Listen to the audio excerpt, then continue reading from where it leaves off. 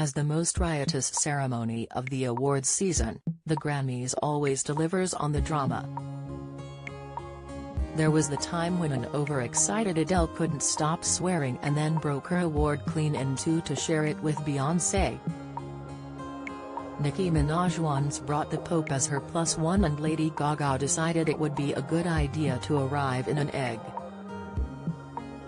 But in contrast to the frivolous antics, the annual ceremony has also served as the unfortunate backdrop to some truly heartbreaking occasions. From Whitney Houston's death just hours before the show to Rihanna's last-minute withdrawal after being violently beaten by then-boyfriend Chris Brown, the Mirror looks back on the tragic moments that have shaken the ceremony to the core.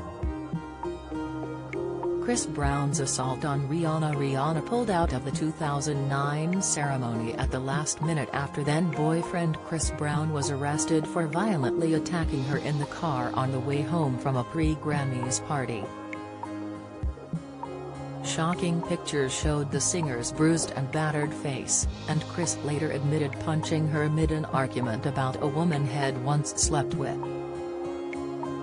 In 2017 documentary, Chris Brown, Welcome to My Life, he said Rihanna got upset when they ran into the woman at Clive Davis' annual bash.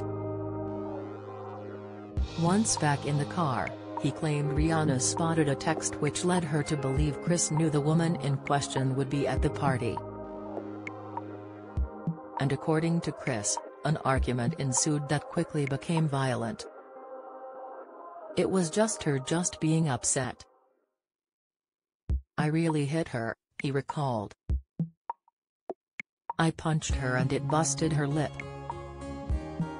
And when I saw it I was in shock, I was like, why did I hit her like that? He was sentenced to 5 years probation and given a community service order for the assault that he said left him feeling like a effing monster. For Rihanna's part, she said the rapper was the love of my life and told Oprah Winfrey she was more concerned about his welfare than her own after the attack. She said, "It was embarrassing, it was humiliating. I lost my best friend. But, because as angry as I was, as angry and hurt and betrayed, I just felt like he made that mistake because he needed help. And who's going to help him? Nobody's going to say he needs help, everybody's going to say he's a monster, without looking at the source. And I was more concerned about him." Whitney Houston's tragic death. Troubled singer Whitney was found dead in the bathtub of her room at the Beverly Hilton Hotel on the eve of the Grammys in 2012. Earlier that week the disheveled-looking star had called into rehearsals wearing mismatched clothes and behaving erratically. 2 days later, at 3:30 p.m. on February 11, the Bodyguard star's assistant found her face down, submerged in the bathtub. According to the coroner's report, she was believed to have fallen into the tub after taking cocaine. Her cause of death was given as drowning, heart disease and cocaine use. Just hours later, Clive Davis' pre-Grammy party went ahead as scheduled, causing outrage among some celebrities. Chaka Khan argued that it should have been cancelled out of respect, calling the decision to proceed complete insanity. She told CNN, "And knowing Whitney, I don't believe that she would have said the show must go on. She's the kind of woman that would have said stop everything.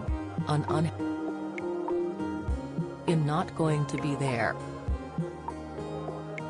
Sharon Osbourne was equally shocked, declaring, "I think it was disgraceful that the party went on."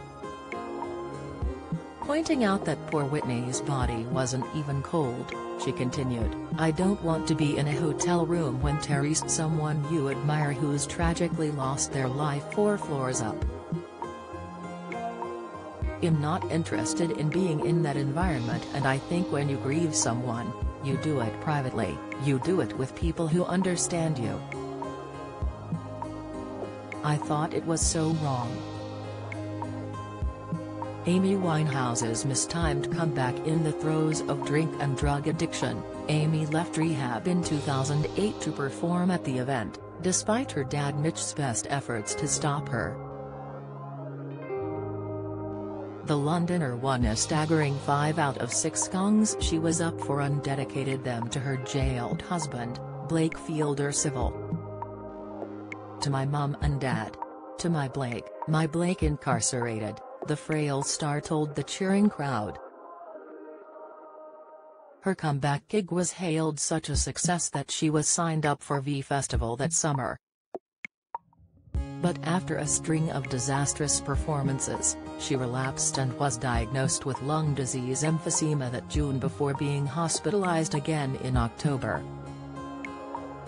Sadly, Amy died 3 years later at her home in Camden, London, from alcohol poisoning.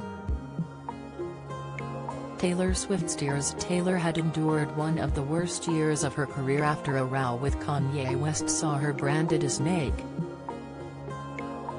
Kanye and his wife Kim Kardashian claimed the singer had given her full approval to a line in his track Famous that said, "I feel like me and Taylor might still have sex.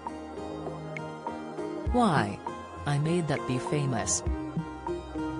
Kim even leaked a recording of a phone call between Kanye and Taylor discussing the song, which sparked calls for Taylor to be cancelled. But she maintained that she didn't give permission for Yeezy to call her a B, which was eventually proved when a full recording of the tape was leaked. And accepting the Grammy for her album 1989, she told the crowd, "I want to say to all the young women out there, there are going to be people along the way who will try to undercut your success or take credit for your accomplishments or your fame." Clearly emotional, she was also seen crying after singing Out of the Woods to the crowd, and had to be comforted by her good friend Selena Gomez. What did you think of this year's Grammy winners? Share your thoughts in the comments section below.